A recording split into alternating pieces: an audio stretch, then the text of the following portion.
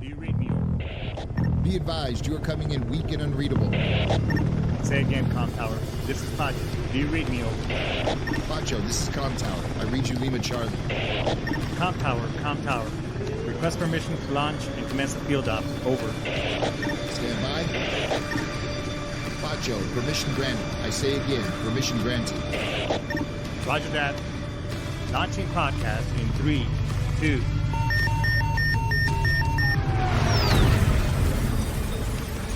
You are now entering the field op with your host, Pacho Correa, Chief Warrant Officer 3, United States Marine Corps retired.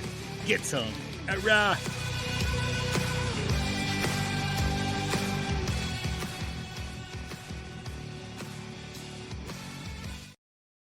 Get some. All right, what's going on, everybody? Friday night's eve, baby Friday. Well, shit. It's almost the weekend. Welcome back to another show. Let me unfesticate myself here in just a second. Get my notes all together. And we'll kick this mother effing show. Baby. So, I got a really good show for you today. It's just kind of, I'm into all that motivational stuff. And let me just be clear that, it's all about perception and all those things. And I was like, well, what can I talk about? Usually when I'm going through something that's personal or whatever the case, I'm pretty good. I'm a pretty good transparent book. So I want to just talk about this topic today. But before we get started, why don't we get all the pleasantries out of the way? Hey, this show is brought to you by, yours truly. And what I do is I help people, whether they're business owners, professionals, just a regular family, service member, active duty, retirees, veterans, put really good strategies together on the financial side, because at some point, God forbid something were to happen, what's going to happen to that income? Your VA, that money from the VA, or maybe your retirement. SVP is not the best. It's not a good hedge against. It's something better than nothing. Wouldn't it make sense that your family has access to an entire amount of funding, where God forbid something were to happen, that they don't have to downgrade their house or anything of the sort, as well as put other strategies as it pertains to growing your assets instead of just blowing your money on things that by the next year won't really be a thing. Watch that money grow so that you can really retire when you want to and not have to work because you have to well into your 70s and 80s. So that's what I do. If you're open and you want to find out and just a little curious and find out what it is. And by the way, we're also hiring and growing. And this job, this is not even a job. Doing this career field is perfect for service members, active duty, veterans. Why? Because you can build a book of business, and this could be your side hustle that eventually could become your main hustle once we start building a book of business and giving you momentum. That way you could go to VA appointments when you can, not have to ask your boss or your master, hey, can I go, do this, do that, and give you your time back with your family. Wouldn't that make sense? Well, let's have a 30, 40-minute conversation. No pressure, no commitment whatsoever. Just information and knowledge that you can actually apply right away. And this is completely free at no cost to you. So hit me up, and then we can have a conversation. What I also do is I also help veterans. I use AI. I'm pretty savvy with that nowadays because you have to be. And hey, what's going on, Great Child? How are you? And what I do is I show you how to fish. I show you how to use ChatGPT so that you can, best take charge of your own benefits and be able to help yourself while you're learning the process. And I'll help you reapply. Doesn't really cost anything. All that is just, we're just getting you through the process because you want to put in for something. You want to put in for some benefits. Why? Well, why not? I mean, you gave your body, mind, soul, and spirit to this great nation of ours. Why not make it? Why not get your compensation that you deserve and that you earned? Does that make sense? And by the way, there's a lot of good stuff coming down the pipeline for VA benefits. As a matter of fact, we just had a huge pay raise at the beginning of this year. So good for you, good for us. So if you have any questions, you want to set up an appointment, you could go right here on the show description. There, it's to my link tree. Go in there, set up an appointment on my calendar, and let's have a Zoom conversation and go from there. Okay. And again, you can fact check me all you want, but it's pretty much good gouge, good information. Hoorah, hoorah. All right. So look, this show, you know that we're all about supporting the the great American Constitution, the document. Whether we agree or disagree doesn't really matter. Hey, that's our birthright as American citizens, naturalized or just born here or native. Doesn't really matter. So if you like what we stand for, freedom of speech, right to bear arms, all that good stuff, agree to disagree, like, subscribe, and follow. Post me all around, let everybody else know. And if you don't, that's okay too. Swipe left, go to sitchradio.com, get with Brian Colburn. He's an amazing guy, and he can help you get past that. And podcasting, there's a bunch of other shows that tickle your fancy in there. All right. All right. So that's all the pleasantries out of the way. So here's what we wanted to talk about. Today's topic. So, a lot of us think that by the way, I'm a huge proponent for manifestation, neuroplasticity, neurophysics, all that. I am 100% all about it because it is a new realm, a new field. It's relatively new. I mean, it's been around for the last, 10, 15 years, something like that. So I listen to a lot of podcasts, and I think there's a huge misconception nowadays that people, we could just magically wish our way through whatever it is that we got going on and be successful.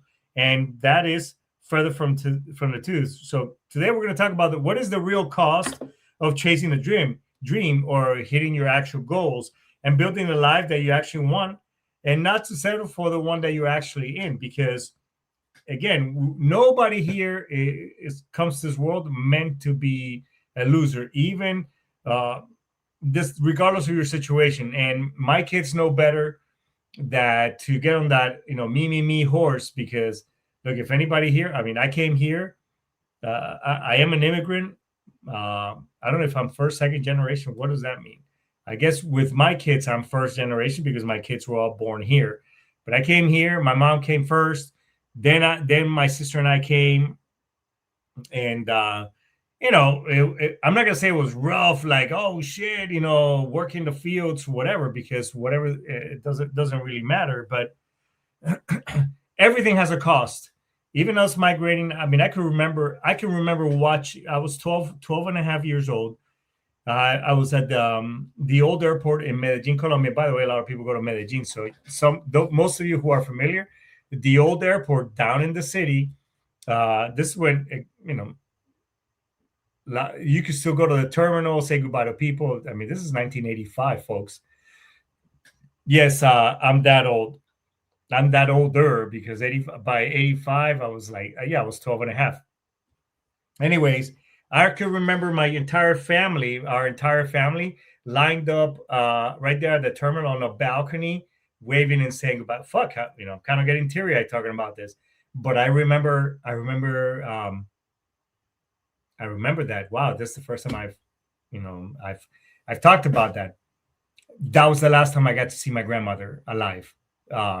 Shortly after that, she passed away. There was an accident. And anyways, everything has a cost, right? New land, new this, whatever, business venture. You paid up front with discipline, sacrifice, or discomfort, or you pay it later with regret and, man, woulda, shoulda, coulda, right? So we're going to dive into the difference between temporary suffering, because that's good, versus permanent suffering, right? So what if from the classic, and then I also want to kind of piggyback and talk about the old, I almost joined the service, that right there really, really just kind of chaps my ass, so to speak. So I do want to talk about that because a lot of people tend to do that nowadays. You know what I'm saying? So we'll dive a little deeper into that.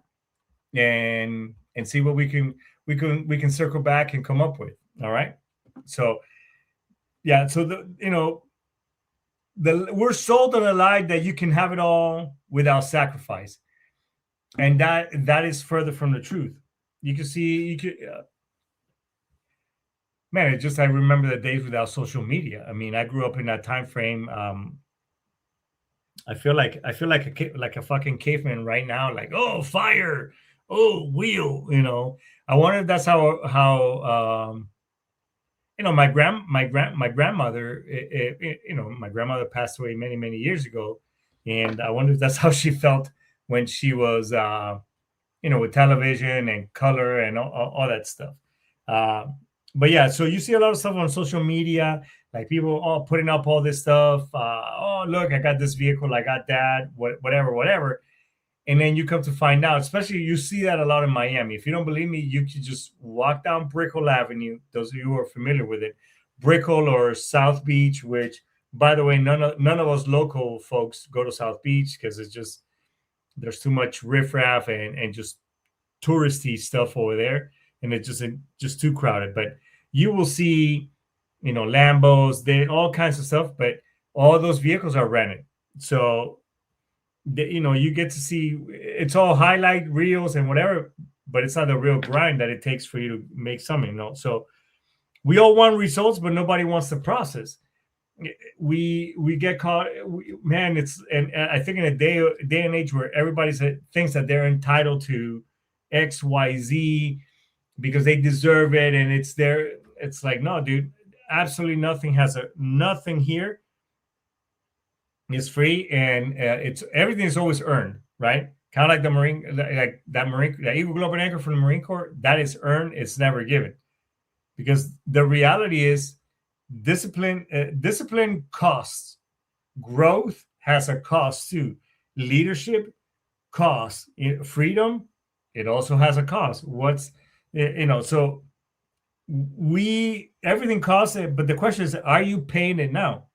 Are you putting it on a credit card called regret? Like, oh, hey, later on and whatever, right? So, I like to use myself always as an example. It took me 5 years to get into the warrant officer program, and the year, and you guys have heard me talk about this before. And the 1 year where I just kind of like threw my hands up in the air and decided to just, you know what, F it. I'm not going to apply. I'm just going to go to recruiting duty. And my package was not the best, in the sense that it was well put together. That, thank God for the folks at Marine Forces Reserve in Louisiana that fixed it all up for me and were able to send that in. But my resume and my book spoke for itself. But each year, it was just, instead of another disappointment, I was like, okay, what else can I do? So it was doing Marine Corps correspondence, getting better physically, mentally, going to schools, just building up and building that credibility within my industry, so that when that package came in front of that evaluator, they're like, oh wow, this guy's a great candidate. Let's give him the opportunity after 5 years, right? What else did it take? Well, sacrificing time with my kids, with their mom at the time, going on deployment, going on recruiting duty, and all those things. And by the way, during recruiting duty, I had a lot of things just kind of fell apart. My son had, he was born with a medical condition, had to be hospitalized, pretty much, surgery. We literally lived at the Ronald McDonald House, but yet I was still a recruiter. I still had to go out there and make shit happen. All those different things. And my dad and grandfather passed away, both on the same day, very tragic. So a lot of things. So again, it's just, that builds resilience. And you could just say, man, why me? And blame the universe, God, and whatever else, instead of just saying it as growth and resilience. Because what an amazing story you can tell after, right? Like, holy shit, all these things happen, but I'm still here grinding and making it happen. So, and being disciplined, man, and I find that very challenging nowadays. especially with all these things. And look, I'm a huge proponent of social media because I do have a platform and a following, but these things are a distraction. I'm trying to, at the same time, I'm trying to grow. I'm growing a business. I'm also studying for these exams that are part of this requirement of this business. And I find sometimes being a nasty recruit where I get sidetracked and go on social media, and it's like I gotta catch myself. I'm catching myself more and more. It's like, hey, this doesn't move the, and I keep telling myself, hey, this shit doesn't move the needle, dumbass. You got to get your shit together and get back into it, right? And but that also leads to growth. Even as little as you may think you may not be moving as fast and big as you would like it to be, but there's still growth. I know I've grown over the last couple of years tremendously in the financial industry, as a human being, as a husband, as a father, as a provider, and just and mentally and physically, that it, I forget to recognize myself and give myself some credit for doing that shit. You know what I'm saying? So uh, and it also requires being a leader, having that leadership as well, in the sense that being a leader to my teammates, being a leader, being a much better person to the team I'm trying to put together, so that they can emulate what I do. Yeah, I'm developing some systems, some things. So in order for me to grow within what I do, I have to walk the dog first and be that leader, so that way I can teach it and duplicate it, and everybody else, give everybody a waypoint, so that they can be successful, right? So so what does that take? Well, there's front end pain versus back end pain. Now, some of you don't take that out of context, right? So let me just break it down clean and simple. Front end pain, what is that? Well, early mornings, getting up in the morning, doing your meditations, thanking the Lord for another good day, the ability that you can breathe, that you're still here, being able and spending some quality time with your loved ones, and exercising, having an agenda with conviction, and that, hey, regardless of what happens today, I'm still gonna make shit happen. Does that make sense? And training, even when you don't feel like it, because it's not about your fucking feelings. I used to say, well, you can't argue. I used to say this. I really did. My wife can tell you, because she's like, well, you've said this in the past. I'm like, no, it doesn't matter. Fuck your feelings, right? Doesn't really matter, because I still do it even though I don't want to. I exercise. I physically, there's a lot of things that, obviously, a lot of residual stuff from the military, injury related, and despite the snap, crackle, and pop, whatever else, I still get up, I make shit happen, and I go about my day. And as the day goes, then this old diesel truck, the hydraulics and everything else gets moving, and we're good, right? So you gotta do it, even though when you don't want. And then obviously, I no longer, because we do it when we're young, and maybe there's a small population that doesn't do that, but I did it too. A lot of us, as we're aging, or when we're younger, we instead of saving money, we're flexing. We buy shit. Oh, look at me, and we post. Nowadays, we post. Look what I have. So again, we have a lot of stuff, but we're not really set up financially, right? And then build a business and grind, even in the quiet. Be that ninja. Be that black ops, that silent ops, operational person, that sniper in that ghillie suit. Hey, don't let them see you coming. It's just when you get there, when you arrive, it's like, oh shit, when did this guy get here? How did he make shit happen, right? Because a lot of us, not only do we start later on in life, neglects from health problems. And I used to hear this all the time. Man, I can't wait to get out of the military. I'm gonna get fat. I'm gonna drink. I'm gonna smoke weed. I'm fucking this and that. And I'm, fuck the military. Fuck PT. blah. And I can tell you, I'm here to tell you that that is the wrong way to think, because as you get older, shit, you get these things called cumulative trauma, or all the stuff that you did that you thought was cool and fun is gonna catch up with you. Your body keeps tabs.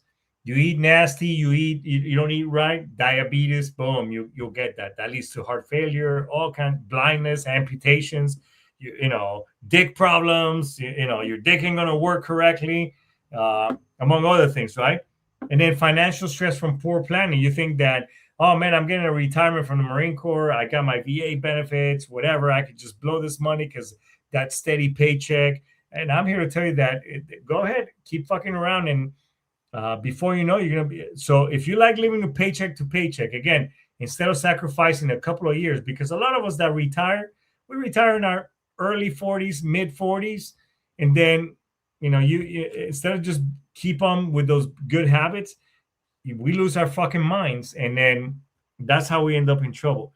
And that's when we end up with that identity loss, and just wondering who could I have been later on in life. And I rather, as I'm looking at my life, like, man, I left it all out there, and I just gave it my all. I got the battle scars and the wounds to show for it, instead of just saying, man, woulda, shoulda, coulda, right?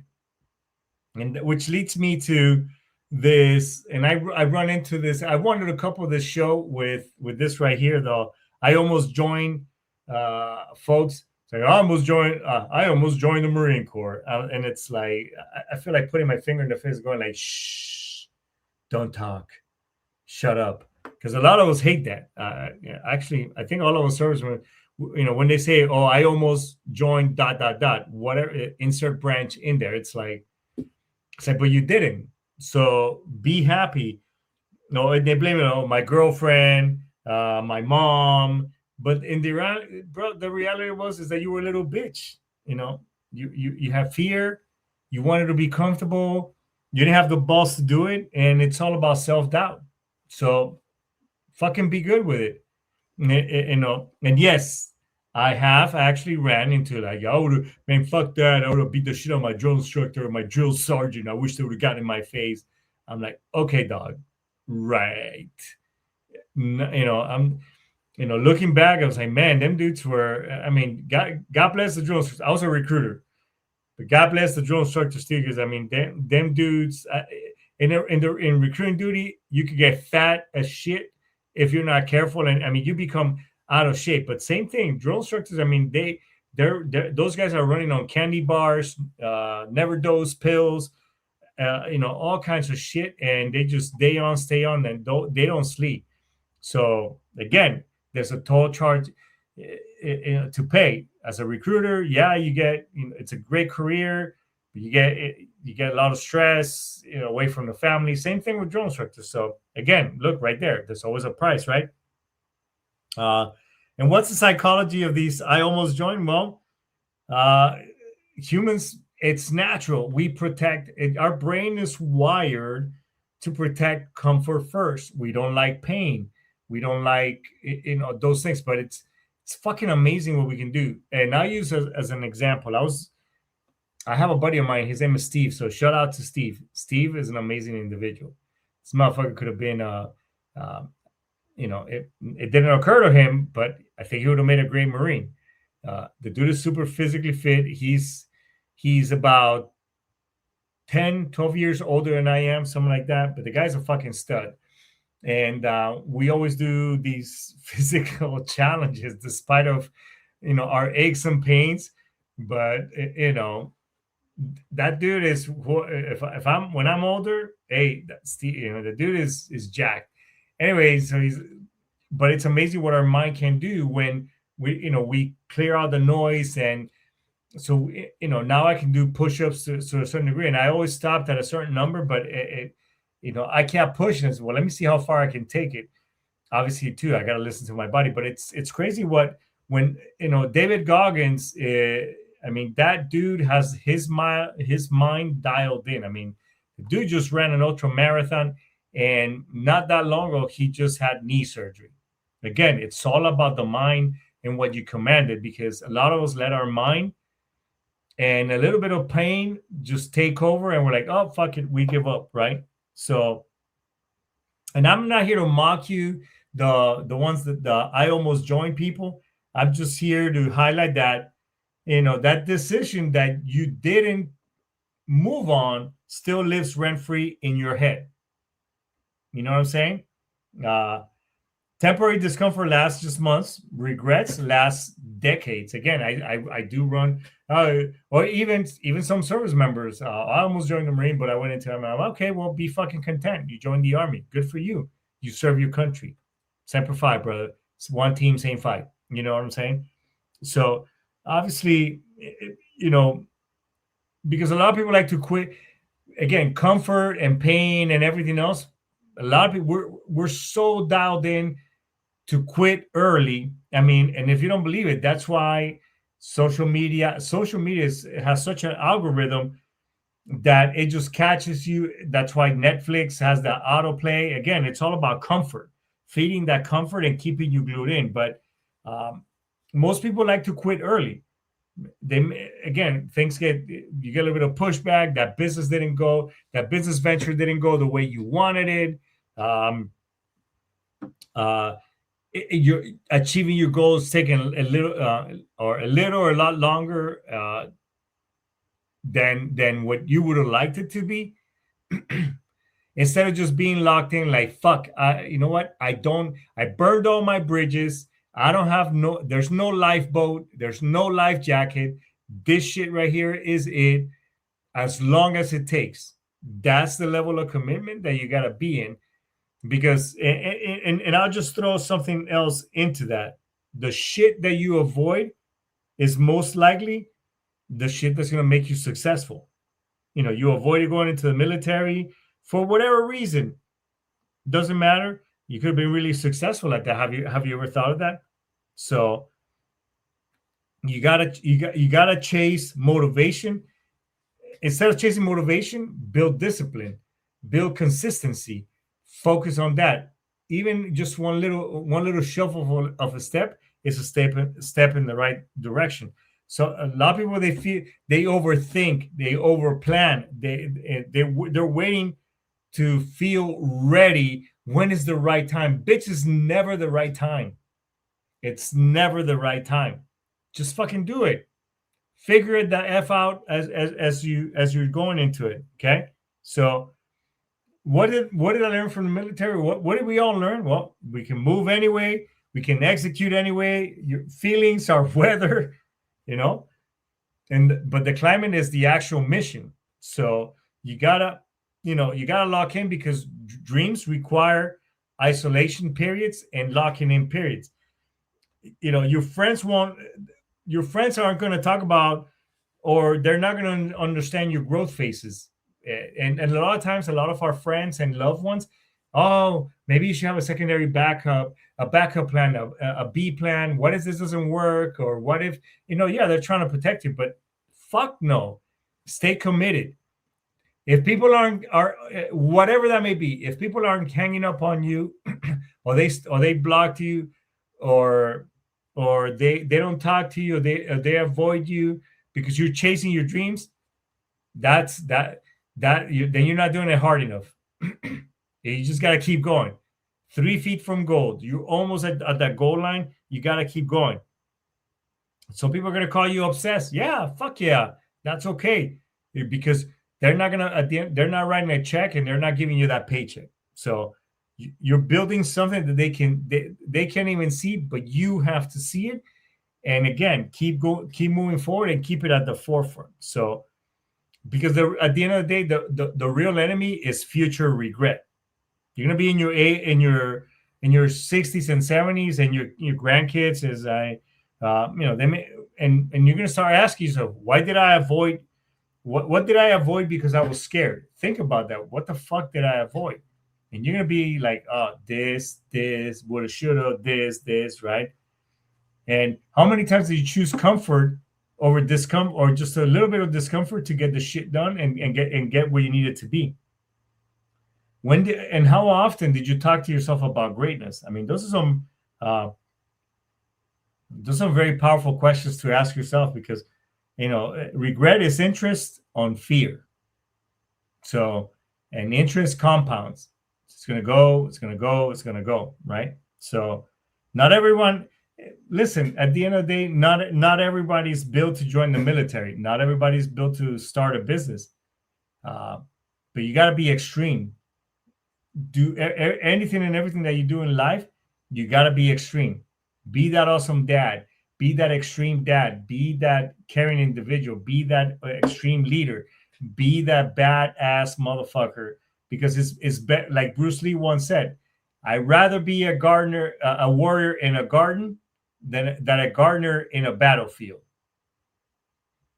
All the riches, all the accolades, all the bragging, all that stuff is for the risk takers, the ones who took a chance, the ones who were committed, the ones who had the balls to go all out and leave it out, leave it all out there on the table. In other words, los que tenían huevas, the guys, the ones with big balls, all right? That's how we said in Colombia, los que tenían huevas, right?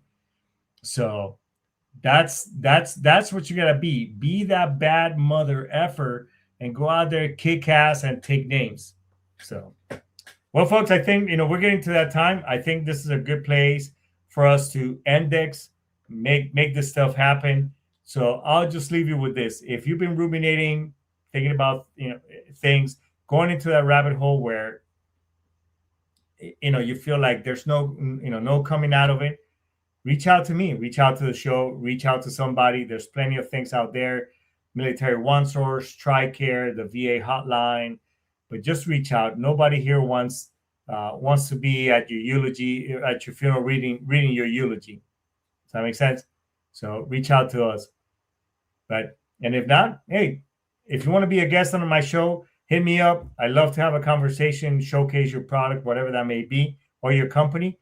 And let's reach out to me and let's have a chat. So with that being said, folks, I am going to sign off. Aistmas, Daisuki. I'll see you next week. Ara, get some. Bye.